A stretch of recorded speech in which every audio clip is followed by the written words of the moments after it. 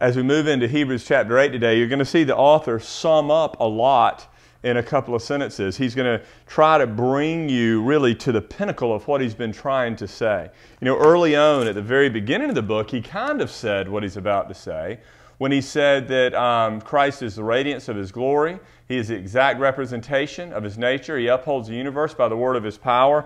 And after making purification for sins, He sat down at the right hand of the Majesty on high, which means Christ seated means Christ is finished with what He came to do. And that's why He's seated. Well, look at what He says in chapter 8, verse 1. Now, the point in what we are saying is this.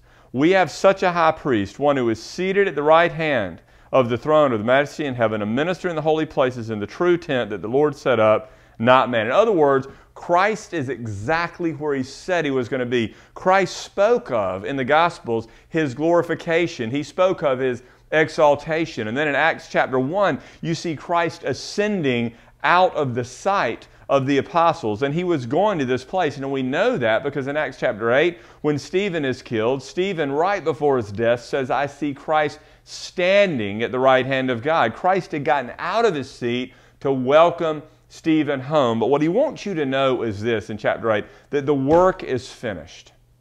The work for salvation is over.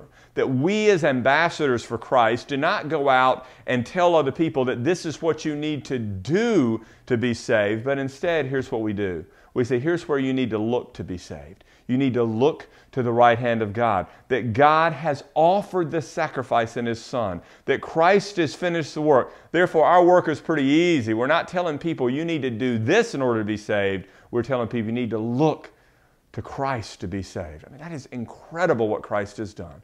The work is finished. You and I are simply in obedience, responding to the Spirit and extending the glorious reconciliation that God has accomplished in Christ to this dead world.